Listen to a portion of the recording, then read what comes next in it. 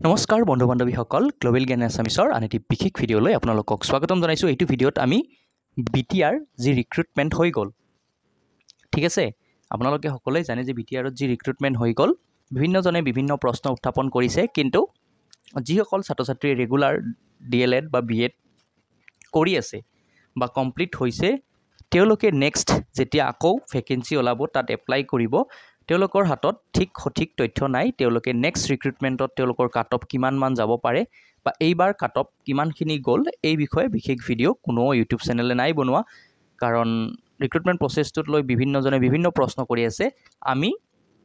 এটা প্ৰচেছ আপোনালোকক জনাই দিছোঁ, কি প্ৰচেছেৰে বিটিআৰত ৰিক্ৰুটমেণ্ট দিয়া হ'ল, NIOS আৰু বিভিন্ন কথা আপোনালোকে জানিবলৈ পাব। প্ৰথমে আমি ক'বলৈ ওলাইছোঁ যে ৰিক্ৰুটমেণ্টটো আমি যদি চাওঁ আপাৰ প্ৰাইমাৰী অৰ্থাৎ UP টিচাৰৰ বাবে কি ছিষ্টেমত মাৰ্কটো দিয়া হ'ল, ইয়াতে আপোনালোকে দেখিছে আপোনালোকৰ হায়াৰ ছেকেণ্ডাৰীৰ পৰা 5% এটা লোৱা হ'ল, তাৰপিছত গ্ৰেজুৱেশ্যনৰ পৰা 5% এটা লোৱা হ'ল, লগতে যি আপোনালোকৰ DLED বা BEd আছিলে তাৰ পৰা 5% এটা লোৱা হ'ল, লগত টেটৰ 80% লোৱা হ'ল। এয়া হৈছে আপাৰ প্ৰাইমাৰীৰ ক্ষেত্ৰত, ঠিক আছে। এইটো প্ৰচেছত এইবাৰ লোৱা হৈছে। নেক্সট যদি আপোনালোকৰ NCC বা নেশ্যনেল বা ষ্টেট লেভেল কিছু চাৰ্টিফিকেট আছে, তাৰ ওপৰত 5% মাৰ্কছ এটা দিয়া হ'ল। 5 মাৰ্কছ পাৰ্চেণ্ট বুলি কৈছোঁ, অৰ্থাৎ পাৰ্চেণ্টে হয় 100 হয় শেষত গৈ, ঠিক আছে। ইয়াতে 95 হয় আৰু এই NCCখিনি লৈ তাত 5 আহি যায়, গতিকে টোটেলত মিলাই 100 হয়, ঠিক আছে। আৰু LPৰ ক্ষেত্ৰত কি হৈছে, LPৰ ক্ষেত্ৰতো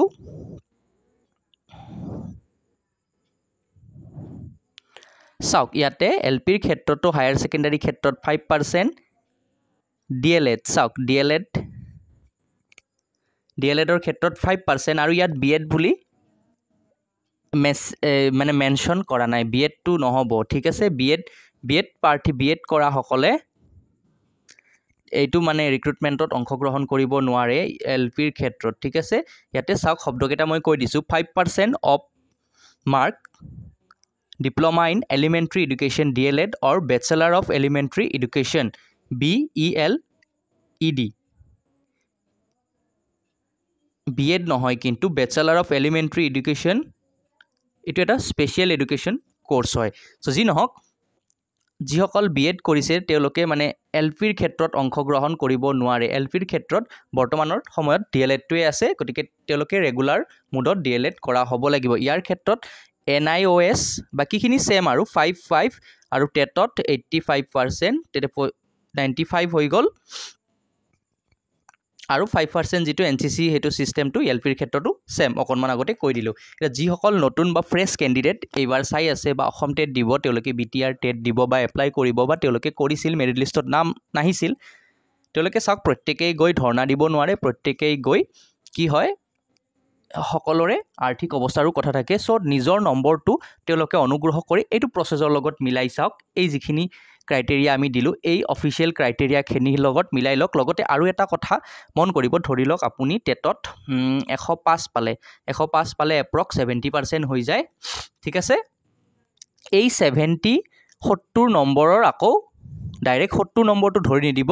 এই 70 নম্বৰটোৰ 85% ওলাই ল'ব। বহুতে এইটো ভুল কৰে, মাৰ্ক যিটো কেলকুলেশ্যন ছিষ্টেম সেইটোত ভুল নকৰিব। ঠিক তেনেকৈ পোৱা নম্বৰ 105ৰ আপোনালোকে যিটো পালে সেইটো পাৰ্চেণ্টেজ ওলোৱাই তাৰ পৰা নেক্সট আকৌ 85%টো ওলাই ল'লেহে সঠিক যিটো পাৰ্চেণ্টেজ সেইটো পাব। তাৰপিছত গোটেইখিনি প্লাছ কৰি কাট অফৰ লগত এবাৰ মিলাই চাব পাৰে। যদি দেখি আছে যে আপুনি কাট অফ যিটো নম্বৰ আছে সেইটো নম্বৰতকৈ আপোনালোকে বেছি নম্বৰ পালে, দেন আপোনালোকে তেতিয়া আপোনালোকে মানে BTR যি এডুকেশ্যন অথৰিটি বা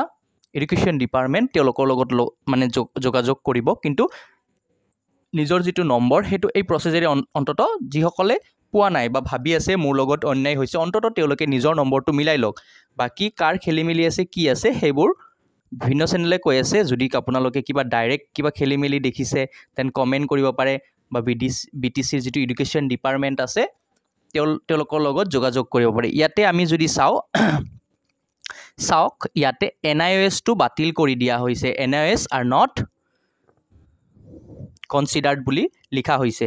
আৰু যেটো L1 আৰু L2 এতিয়া L1 আৰু L2 মানে মেট্ৰিকত যদি আপোনালোকৰ এতিয়া সাপোজ এজন বেঙ্গলী ষ্টুডেন্ট তেওঁৰ এমআইএল বেঙ্গলী আছিল চাওক তেওঁ এজন বেঙ্গলী ভাষীৰ ছাত্ৰ ছাত্ৰী তেওঁ বেঙ্গলীয়ে পঢ়িছে আৰু মেট্ৰিকত এমআইএল তেওঁৰ বেঙ্গলী আছিল তেওঁ আকৌ হঠাৎ কেনেকৈ এছামিজ মিডিয়ামৰ টিচাৰৰ কাৰণে এপ্লাই কৰিব পাৰিলে বাৰু তেওঁৰ প্ৰনাউন্সিয়েচন বা অসমীয়া ভাষাটোৰ ওপৰত তেওঁৰ বিশেষ জ্ঞান থাকিবনে নাই এটো মই ভাবো মোৰ ক্ষেত্ৰত মই যেটো দেখিছো ল্যাঙ্গুৱেজ ইনষ্ট্ৰাকচনৰ ক্ষেত্ৰত L1 আৰু L2 ঠিকে আছে এটুত কোনো চাও NIS টো লৈ মই কোনো ধৰণৰ মন্তব্য নিদিও চাওক NIS টো লৈ সুপ্ৰিম কোৰ্টতো যেহেতু বিচাৰ এটা চলি আছে এতিয়ালৈকে যদি ভ্যালিড বুলি ঘোষণা কৰে ডেফিনেটলি এটো এটা ডিগ্ৰী হয় তেওঁলোকেটো আৰু নিজে বনাই লোৱা এখন সাৰ্টিফিকেট নহয় তেওঁলোকক কোনোবা অফিসে বা অথৰিটিয়ে সেইখন সাৰ্টিফিকেট দিছে গতিকে NIS লৈ মই কথা নকও কিন্তু মিডিয়াম অফ ইনষ্ট্ৰাকচন মই ভাবো যেহেতু এলিমেন্টাৰী স্কুলৰ এজন টিচাৰ আপুনি হ'ব তো L1 আৰু L2 খুব দৰকাৰী আপোনালোকৰ হে ল্যাঙ্গুৱেজটো থাকিলে এজন ভাল শিক্ষক ছাত্ৰ-ছাত্ৰী সকলেও পাব ইয়াত মই ভাবো আবেগৰ কথা নাই এটো এজা টেকনিক্যাল এটা কথা থাকে আৰু এটো খুব ভাল এটা সিদ্ধান্ত লৈছে মেবি অসম গভৰ্ণমেণ্টও এই ক্ষেত্ৰত সাগে এনেকুৱা এটা সিদ্ধান্ত ল'ব পাৰে আৰু আউটসাইড ষ্টেটটোৰ বিষয়েনো কি কম চাওক আউটসাইড ষ্টেটৰ ক্ষেত্ৰত যদি থাকে HS ডিগ্ৰী বা DLED ODL ষ্ট্ৰীমত থাকে সো কনসিডাৰ্ড নাই কৰা বুলি কৈছে আৰু লগতে ওয়েস্ট বেঙ্গলৰ যিখিনি বিএড এটা ওয়েস্ট বেঙ্গল বুলি নাই লিখা বাট ম্যাক্সিমাম যিসকলে বিএড কৰিছে 2 লাখ বা 2.5 লাখ টকাৰে ওয়েস্ট বেঙ্গলৰ পৰা সাৰ্টিফিকেট এখন কিনি আনিছে সো হেহলকক কনসিডাৰ্ড নকৰো বুলি লিখিছে কিন্তু পিছত আকৌ আৰু এটা নেক্সট এটা নোটিফিকেশন দিলে তেওঁলোকে যে প্লিজ ৰিড মানে বিএড ODLৰ কথাহে আকৌ উল্লেখ কৰিছে চাওক বিএড টো কৰিছে ৰেগুলাৰ মুডতে কৰিছে তেওঁলোকে ODL মুডত নাই কৰা আসলতে কাক মানে হেৰি কৰিলে আসলতে এটো এটা মানে প্ৰশ্ন থাকিলে কিহৰ জন্য মানে কিহৰ বাবে হল যে BEd outside state which was published from Director of Education BTC Kokrajhar তাৰ মানে এতে ODLৰ কথা লিখিছে বিএড এটো বিএড যেটো পয়েন্ট যেটো দিছিলে এইটো 4 নম্বৰ পয়েন্টটো সাগে হয় 4 নম্বৰ পয়েন্টটো বিএড ফ্ৰম আউটসাইড ইয়াতে বিএড ফ্ৰম আউটসাইড ODL বুলি লিখিছে চাওক এতিয়া কথা হল যে NIOS যেটো ডিগ্ৰী আছিল সেই ডিগ্ৰীটোৰ ক্ষেত্ৰত কিছু মানে এটা কেনেকুৱা এটা পদ্ধতিত লৈছিলে বা ইটুলে এটা বেপাৰ নিচিনা এটা সময়ত চলিছিল যে 35000 আপোনালোকক এমাউন্টটো পৰ্যন্ত কৈ দিছো 35000 টকা দিলে ডাইৰেক্ট 6 মান্থৰ ভিতৰত NIS ৰ যিখন সাৰ্টিফিকেট DLED দিয়া হৈছিল আৰু আনকি SCRT ৰ যিখন ODL সাৰ্টিফিকেট যেটো ৰেগুলাৰ নহয় হা ৰেগুলাৰ মোডটো নহয় ৰেগুলাৰ মোডটো বহুত ষ্ট্ৰিক্ট প্ৰসেছত লোৱা হয় তেনেকুৱাকে হেইটোৰো অকনমান এটা বেপাৰ চলিছিল এটা সময় তাৰ পিছত এটো হেইভাবে এই বস্তুটো বন্ধ কৰি দিয়া হৈছিল তাৎক্ষণিকভাৱে 1-2 বছৰ বা খোলা দিছিলে তাৰ পিছত হঠাৎকে বন্ধ কৰি দিছিলে কাৰণ ইয়াতে এটা ব্যাপক দুৰ্নীতি হৈছিল আৰু ৰাষ্ট্ৰীয় ষ্টেট পৰ্যায়তো এইটো লৈ বিভিন্ন সংবাদ মাধ্যমে বিভিন্ন বাতৰি পৰিবেশন কৰিছিলে যে DLEDৰ নামত এটা বেপাৰ চলিছে বাৰু যিসকলে মানে কৰিছে ক্লাস কৰিছে এক্সাম দিছে পাইছে হেতু লৈ কোনো প্ৰশ্ন আহিব নোৱাৰে কিন্তু কিছু মানে কি কৰিছে টকা লৈ ডিগ্ৰী কিনিছে এটো এটা ৰিয়েলিটি হয় ফ্যাক্ট হয় ওয়েস্ট বেঙ্গলৰ পৰা বহুতে বিএড খন কিনি আনিছে এতিয়া কথা হল যে কোনোবাৰ টকা আছে কোনোবাই কিনিছে কোনোবাৰ টকা আছে কোনোবাই কিনিব পৰা নাই গটিকে গঠেইখিনি কথাৰ ওপৰত এটা প্ৰশ্নবোধক চিন আছিল আৰু BTC গভৰ্ণমেণ্টৰ এটা ভুল কি হৈছে চাওক আমি কাৰো সপক্ষে বা কাৰো বিপক্ষে নাই কোৱা কিন্তু তেওঁলোকে যেতিয়া ৰিক্ৰুটমেন্ট দিছিলে তেওঁলোকে এই কথাখিনি আগতিয়াকৈ ছাত্ৰ-ছাত্ৰী সকলক জনাই দিব লাগিছিলে বা জনাই দিব পাৰিব লাগিছিলে তেতিয়া হয়তো এই প্ৰশ্নবোৰ নাহিলে হেতেন ঠিক আছে NIS ৰ ৰাইডান হ'ব যদি তেওঁলোকে মানে পাৰমিশন দিয়া হয় ডেফিনেটলি তেওঁলোকে এটা পজিটিভ নিউজ আহিব আৰু প্ৰতিটো ৰিক্ৰুটমেন্টত তেওঁলোকে অংশগ্ৰহণ কৰিব পাৰিব আৰু যদি নোৱাৰো বুলি কৈ দিয়ে সাগে তেওঁলোকে আৰু ডিগ্ৰীখন ইউজলেছ হৈ যাব তেওঁলোকৰ ক্ষেত্ৰত এতিয়া UP আৰ্টছৰ অসমীয়া মিডিয়ামৰ ক্ষেত্ৰত মানে যেটো একেবাৰে শেখৰটো পাৰ্সেন্টেজ হেয়া হৈছে 68.79 ঠিক তেনেদৰে বড়ো মিডিয়ামৰ ক্ষেত্ৰত 67 আৰু হিন্দী মিডিয়ামৰ ক্ষেত্ৰত এটা প্ৰশ্ন আহিছে যে আউট অফ BTR ক্যান্ডিডেট কিয় সিলেক্ট কৰিলে এয়া ডেফিনেটলি প্ৰথমতে BTR খিনি ফাৰ্স্ট প্ৰিফাৰেন্স পাব লাগিছিল যদি BTR ত ক্যান্ডিডেট একেবাৰে নীল হৈছিল এজনো লাষ্ট ক্যান্ডিডেট নাছিল তেনে ক্ষেত্ৰত আউট অফ BTR দিয়াটো আছিলে কাৰণ BTR সাৰ্টিফিকেটখনেৰে অসম টেটৰ যিকোনো মানে এই ৰিক্ৰুটমেণ্ট প্ৰচেছত অংশগ্ৰহণ কৰিব নোৱাৰে গতিকে BTR টেট যদি কোনোবাই পাছ কৰিছে তেওঁৰ সাৰ্টিফিকেটখন কেৱল BTR এৰিয়াৰ মানে ভিতৰতহে ভ্যালিড হ'ব তেওঁলোকে অসমৰ আনকি অসম যেটো এই ৰিক্ৰুটমেণ্ট হৈ গ'ল তাতেও সেই সাৰ্টিফিকেটখন ইউজলেছ হয় তেনে ক্ষেত্ৰত BTRৰ ছাত্ৰক যদি ছাত্ৰ আছিলে ডেফিনেটলি ছাত্ৰ একেবাৰে শেষলৈকে থকা ছাত্ৰজনক দিব লাগিছিল যদি একেবাৰে নীল আছিলে দেন তেনে ক্ষেত্ৰত তেওঁলোকে out of BTR candidate select কৰিব লাগিছিল এতিয়া এতে পাৰ্সেন্টেজ গ্যাপ থাকিব পাৰে হয়তো হিউজ পাৰ্সেন্টেজ গ্যাপ এটা আছিলে 20-30%ৰ তেনেকুৱা এটা হ'ব পাৰে কিন্তু ডিটেইলছ খিনি যদি এডুকেশন ডিপাৰ্টমেন্টে কিবা এটা তেনেকুৱা কৈছে অফিচিয়েল নোটিফিকেশন দিছে মই নাই চোৱা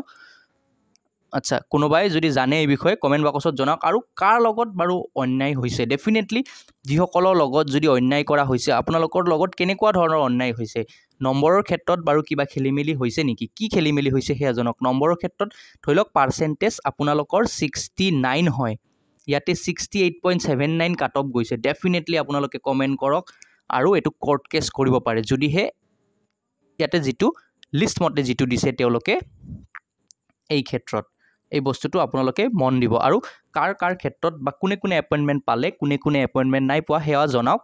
আৰু ইউপিৰ ক্ষেত্ৰত আমি দেখালো আমি মূলত অসমীয়া আৰু বড়ো মিডিয়ামটো লৈ লৈছো 68 আৰু 67 পইণ্ট সামথিং দুটাতে কৈছে এতিয়া আমি এলপিৰ ক্ষেত্ৰত যদি আমি অসমীয়া মিডিয়ামৰ ক্ষেত্ৰত চাও এলপি এছামিজ আমি যদি চাও 64.83 আৰু বড়ো মিডিয়ামৰ ক্ষেত্ৰত 60.59 গৈছে আৰু বেঙ্গলী মিডিয়ামতো 60.54 আৰু হিন্দী মিডিয়ামত এলপিত বহুত গৈছে 65 অকনমান বেছি একেটাতকে ওকে এই পার্সেন্টেজটো হয়তো মিলাই দিছে আৰু আমি এইটো ইউপিত ক্ষেত্ৰত সাগে এপয়েন্টমেন্ট পাইছিলে নে এলপিৰ ক্ষেত্ৰত এই হেৰিত হিন্দী মিডিয়ামত 65 গৈছে সো সেই বস্তুটো চাব এই বস্তুখিনি আপোনালোকে কি কৰিব যিসকলে নেক্সট ষ্টেট দিব আকৌ BTRত এই বস্তুখিনি এটা স্ক্ৰিনশ্বট লৈ ল'ব আপোনালোকৰ বহুত কাম দিব এতিয়াটো মূলত ODL আৰু NIS ODL খিনি আছে এতিয়া NIS খিনি যদি বাতিল কৰা হয় নেক্সট আকৌ BTAD ৰিক্ৰুটমেন্টত বা অংশগ্ৰহণো কৰে এতিয়া আকৌ কোনেও নতুনকে DLED কৰিব নোৱাৰে ঠিক আছে DLED টো আকৌ কোনেও নতুনকে কৰিব নোৱাৰে কেনেকে পাৰিব SCRTত এন্ট্ৰেন্স দি আপোনালোকে জানে 8 তাৰিখে সাগে এন্ট্ৰেন্স এটা হ'ব এন্ট্ৰেন্স এক্সাম আমি এই বিষয়ে ভিডিও এটা বনাইছিলো সো তেওঁলোকে দিব পাৰিব আৰু এনেকুৱাকে 22 আগষ্ট তত এটা এপয়েন্টমেন্ট বডফা কালচাৰেল কমপ্লেক্সত সান্দামাৰিত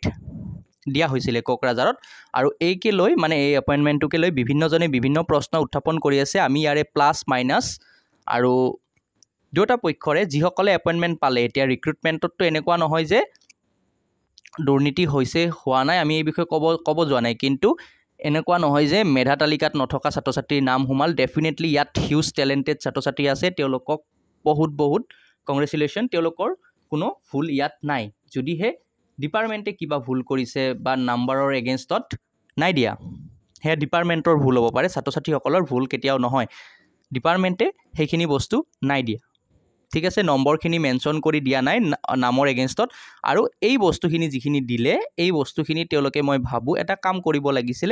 এটলিষ্ট ভেৰিফিকেশনৰ সময়ত এই বস্তুখিনি যদি ছাত্ৰছাত্ৰীসকলক জনাই দিলে হয় দেন আজি এই প্ৰশ্ন যিবোৰ উঠি আছে এইবোৰ নুঠিলে হেতেন চাওক এটা মেন্টেল এটা হেৰাসমেন্ট হয় কোকৰাঝাৰ যোৱা ইমান দূৰ বা অসমৰ বিভিন্ন ঠাইৰ পৰা গৈছিলে NIS ছাত্ৰছাত্ৰীসকলে তেওঁলোকৰ হেতু এটা প্ৰশ্ন থাকি গল তো যি কি নহওক প্ৰথমবাৰৰ বাবে ইমান এটা ব্যাপক হাৰত BTADত নিযুক্তি দিয়া হল হয়তো সেইভাবে লাহে লাহে এই ভুলবোৰ সংখ্যা কমি যাব ইয়াতে আপোনালোকে কেনেকে ডিপ্ৰাইভড হল বা পাব লাগিছিল বা পাম বুলি ভাবি নাপালে কিমান নম্বৰৰ কাৰণে নাপালে বা আপোনালোকে কেনেকুৱা ধৰণৰ দুৰ্নীতি যদি এক্স্যাক্টলি কিবা দুৰ্নীতি হৈছে ডেফিনেটলি হেয়া ওলাব আৰু যদি নাই হোৱা দেন তো নাই হোৱা ৰিক্ৰুটমেন্টটো অলৰেডি হৈ গল এপয়েন্টমেন্ট লেটাৰ দি দিলে বহুতে জয়নিংও কৰিলে আজিসকলে জয়নিং কৰিলে তেওঁলোকৰ ওপৰত আমি ভিডিও বনাম বুলি ভাবিছিলো কিন্তু যেহেতু এই প্ৰসেছটোৰ ওপৰতে প্ৰশ্ন উঠি আছে সেইভাবে সেই ভিডিওটো বনোৱা নহল ডেফিনেটলি ম্যাক্সিমাম ক্যান্ডিডেটে জয়েন কৰা হল আৰু এইখিনিতে এটা কথা এপয়েন্টমেন্ট লেটাৰৰ ক্ষেত্ৰত এটা মিস্টেক কৰিছে হেতু বহুতে নাজানে BTADত চাওক এই এপয়েন্টমেন্ট লেটাৰখন আপোনালোকৰ যদি আছে হাতত যিসকলে এপয়েন্টমেন্ট পালে পঢ়ি চাব কাৰ এগেইনষ্টত পোষ্টটো পাইছে সেই বস্তুটো কিন্তু মেনশ্যন যদি নাই আপোনালোকৰ এপইণ্টমেণ্ট লেটাৰখন ভেলিড নহ'ব গতিকে নিজৰ এপইণ্টমেণ্ট নিজৰ নামটোৰ পিছত চাব কোনজনৰ এগেইনষ্টত কাৰ এগেইনষ্টত আপোনালোকে এপইণ্টমেণ্টটো পালে সেইটো চাই ল'ব আৰু যদি সেই নামটো নাহি ডেফিনেটলি আপোনালোকে আকৌ কোকৰাঝাৰ গৈ আকৌ এটা সেই এপইণ্টমেণ্ট লেটাৰখন নতুনকৈ আকৌ এবাৰ আনিব লাগিব তো এইটো এটা কথা আছিল চাওক এই প্ৰচেছটো একেবাৰে নতুন হোৱাই চাগে এইবোৰ প্ৰচেছ মানে এইবোৰ সমস্যাই দেখা দিছে চাওক এপইণ্টমেণ্ট লেটাৰৰ ক্ষেত্ৰতো ভুল এইটো বহুতে নাজানে বা নিউজত বা কোনো ইউটিউব চেনেলত নাই অহা কিন্তু আপোনালোকে চাই ল'ব পোষ্টৰ এগেইনষ্টত যদি মানে যাৰ এগেইনষ্টত ধৰি লওক এই নামৰ কোনোবাই এপইণ্টমেণ্ট পালে কাৰ এগেইনষ্টত এপইণ্টমেণ্ট পালে এক্সৰ এগেইনষ্টত তো এক্সৰ নামটো বা এক্স টিচাৰ নামজনো তাত মেনশ্যন থাকিব লাগিব এপইণ্টমেণ্ট লেটাৰ এখন দিয়াত কিছুমান ৰুল থাকে সেই ৰুলবোৰ চাব লাগিব যদি সেই যাৰ এগেইনষ্টত তেওঁ মানে পালে তেওঁৰ নামটো নাথাকে তেতিয়াহ'লে এপইণ্টমেণ্টখন ভেলিড নহয় ঠিক আছে সেই কথাখিনিৰ ওপৰত আৰু বহুত ছাত্ৰ ছাত্ৰীয়ে কোকৰাঝাৰ গৈছে বহুতে হয়তো এপইণ্টমেণ্ট লেটাৰখন থৈ দিছে যদি জইনিং কৰা নাই আপোনালোকে সেই বস্তুটো এবাৰ চাই ল'ব ঠিক আছে আৰু এনএছখিনি কি কৰিব লাগে কি কৰা নাই চাওক ডেফিনেটলি এটা কোৰ্ট কেছ চলি আছে মইতো বিচাৰোঁ সকলো ছাত্ৰ ছাত্ৰীয়ে কি কৰক অংশগ্ৰহণ কৰক ৰিক্ৰুটমেণ্ট প্ৰচেছত কিন্তু যেহেতু কোৰ্টত চলি আছে এই বিষয়ে কোনো বিশেষ মন্তব্য দিয়াটো উচিত নহ'ব বুলিয়েই মই ভাবোঁ আৰু L1 L2ৰ ক্ষেত্ৰত মইতো লেংগুৱেজৰ ক্ষেত্ৰত মই ছাপোৰ্ট কৰিম এই কথাটো খুব দৰকাৰী এটোত মই নো ডাউট এটোৰ ক্ষেত্ৰত মই ছাপোৰ্ট কৰিম কাৰণ এজন ছাত্ৰই যদি অসমীয়া মাধ্যমত পঢ়ি অসমীয়া লৈছে তেওঁ আকৌ বেংগলী টিচাৰ কেনেকৈ হ'ব বা এটা এজন ল'ৰাই বেংগলীয়ে পঢ়ি আহিছে তেওঁ আকৌ অসমীয়াৰ টিচাৰ কেনেকৈ হ'ব এনেকুৱাটো নহয় যে বেংগলী ল'ৰাৰ অভাৱ আছে এনেকুৱাও নহয় অসমীয়া ল'ৰাৰ বা বড়ো ল'ৰাৰ অভাৱ আছে গতিকে লেংগুৱেজটো খুব ইম্পৰ্টেণ্ট হয় লয়াৰ প্ৰাইমাৰীৰ ক্ষেত্ৰততো এইটো মাষ্ট বি আপাৰ প্ৰাইমাৰীৰ ক্ষেত্ৰত হয়তো কনচিডাৰ কৰিব পাৰে এইটো মই নাজানো মই নক'ব কিন্তু LPৰ ক্ষেত্ৰত এইটো এটা খুব গুৰুত্বপূৰ্ণ ৰুল আউটসাইড ষ্টেটটো এতিয়া আউটসাইড ষ্টেটটো মই বিএড কৰা নাই শুনা মানে ODL মোডত ৰেগুলাৰ মোডত বহুতে কৰিছে ইনফেক্ট কিনিও আনিছে ডিগ্ৰী ৱেষ্ট বেংগলৰ পৰা সেইটো এটা অপেন চিক্ৰেট সকলোৱে জানে আপোনালোকৰো চিনাকি বহুতে কমেণ্টে কৰিব চাগে 2.5 লাখ টকাৰে কিনিছে নে 3 লাখ টকাৰে কিনিছে সেইটো ডিবেট কৰিব পাৰে কিন্তু কিনিছে এইটো 100% ঠিক আছে আৰু সকলোৱে নাই কৰা এটাতে কিছু সংখ্যক বুলি শব্দটো কোৱা যাব ওকে আৰু এই প্ৰচেছটোত ইমানখিনি আছিল কাট অফটো খুব গুৰুত্বপূৰ্ণ নেক্সট যেতিয়া দিব আৰু আপোনালোকে চাব পাৰে এই যেটো কন্ট্ৰভাৰ্সি হৈছিল যে আচ্ছা ঠিক আছে 10 নম্বৰ আৰু 11 নম্বৰ পইণ্টত মানে সিৰিয়েল নম্বৰত চাওক বিটিআৰৰ ক্ষেত্ৰত হিন্দী টিচাৰৰ ক্ষেত্ৰত কাট অফ গৈছে 48 আৰু নন বিটিআৰৰ ক্ষেত্ৰত 60 গৈছে তো 60 আৰু 48 এটা ডিফাৰেন্স এটা ৰাখিছে তথাপিও মই ভাবো এই পাৰ্সেন্টেজক যদি আৰু অকনমান তললৈ নিও আকৌ যদি বিটিআৰৰ আজ দুই এজন লৰা ভৰাব পাৰিল হয় বেছি মানে এটো প্ৰফিটেবল আছিল সাগে নাছিল তেনেকুৱা হ'ব পাৰে ক্ৰাইটেৰিয়াখিনি হয়তো নিমিলিব পাৰে আমি চকু মুজি বা তেনেকৈ প্ৰশ্ন কৰাটো উচিত নহয় তেওঁলোকে অফিচৰ ফালৰ পৰা যদি সেই লিষ্টখন আকৌ এবাৰ পাবলিশ কৰি দিয়ে যে কি পৰিস্থিতিত তেওঁলোকক এপইন্টমেন্ট মানে দিব পৰা নগল মানে বিটিআৰৰ খিনিক নন বিটিআৰক কিয় দিব লগা হল সেইখিনি তেওঁলোকে জনাই দিব পাৰে বাৰু ডিপাৰ্টমেন্টে হেতু ডিপাৰ্টমেন্টৰ কথা ছাত্ৰ ছাত্ৰীসকলে প্ৰশ্ন কৰিলে ডেফিনেটলি তেওঁলোকে উত্তৰ দিব বাকি যিসকলে এপইন্টমেন্ট পালে পুনৰবাৰ তেওঁলোকক মানে কি কৈছো কংগ্ৰেচুলেশ্যন জনাইছো আৰু যিসকলে পোৱা নাই চাওক এডিআৰই আহি আছে নেক্সট ৰিক্ৰুটমেন্টৰ বাবে প্ৰিপাৰেচন কৰক চাওক সময় বহুত কম আছে এডিআৰই আপোনালোকৰ আহিবই বেছি দিন সময় নাই আপোনালোকে নেক্সট ৰিক্ৰুটমেন্টৰ বাবে চেষ্টা কৰক ডেফিনেটলি এইবাৰ যাতে এনেকুৱা ভুল নহয় অকনমান নম্বৰৰ বাৰ নাপালে আসলতে খুব বেছি দুখ লাগে হয় আৰু কাট অফ বিটিএডিৰ ক্ষেত্ৰত 14000 আমি যেতিয়া এপ্লাই কৰিছিলে আমি তেতিয়াই গৈছিলো 14000 লৰা ছোৱালী এপ্লাই কৰিছিলে আৰু 14000ত আমি 900 টো 1000 বুলি ধৰিলো ডেফিনেটলি 13000 লৰা ছোৱালী নাপাবই চাকৰি গতিকে নোপোৱা সকলক খান্তনা দিয়াৰ বাবে এই ভিডিওটো নাই বনা তেওঁলোকে চেষ্টা কৰক তেওঁলোকে যাতে এপইন্টমেন্ট পায় নেক্সট ৰিক্ৰুটমেন্টত হেতুই আমি বিচাৰিছো আসলতে সেই 13000 ছাত্ৰ ছাত্ৰীক লৈ কিবা এটা ইমোশনাল কিবা এটা কৈ ভিউজ বঢ়োৱাৰ কাৰণে এই ভিডিওটো নহয় জাস্ট কিছুমান ফ্যাক্ট আপোনালোকক দেখাই দিলো আপোনালোকে নিজৰ নম্বৰটো এটলিষ্ট যিসকলে পোৱা নাই চেক কৰক ঠিক আছে আৰু এই কাট অফৰ ওপৰত যায় নেকি আপোনাৰ নম্বৰ যদি যায় ইনষ্টেণ্টলি আপোনালোকে যেটো এডুকেশ্যন ডিপাৰ্টমেণ্ট আছে বিটিআৰ তেওঁলোকৰ লগত যোগাযোগ কৰক ঠিক আছে ভিডিঅ'টোত ইমানেই আছিল নেক্সট ৰিক্ৰুটমেণ্টৰ বাবে আপোনালোকক প্ৰিপাৰেশ্যন কৰক সকলোকে শুভেচ্ছা জনাইছোঁ মন বেয়া নকৰিব এনেকুৱা বহুত চান্স আহিব যাব আৰু কিছুমান ইউটিউবাৰে বহুত উত্তেজিত কৰি দি আছে শেষত ফলাফল আপুনি নিজেই ভুগিব লাগিব গতিকে সুস্থ মগজুৰে চিন্তা কৰক ডেফিনেটলি ইয়াতকে আপোনালোকে মই ভাবোঁ যিসকলে পোৱা নাই ডেফিনেটলি আপোনালোকে বেটাৰ কিবা এটা ডিজাৰ্ভ কৰে এইটো এলপি ইউপি চাকৰিহে ইয়াতকে ডেফিনেটলি আপোনালোকে খুব এটা ভাল ফলাফল পাব নেক্সট ঠিক আছে জয় আই অসম ভগৱানৰ ওপৰত বিশ্বাস ৰাখক যাকে আপুনি বিশ্বাস কৰে ভগৱান আল্লাহ ঈশ্বৰ যি নহওক ভিডিঅ'টোত ইমানেই আছিল ধন্যবাদ জয় অসম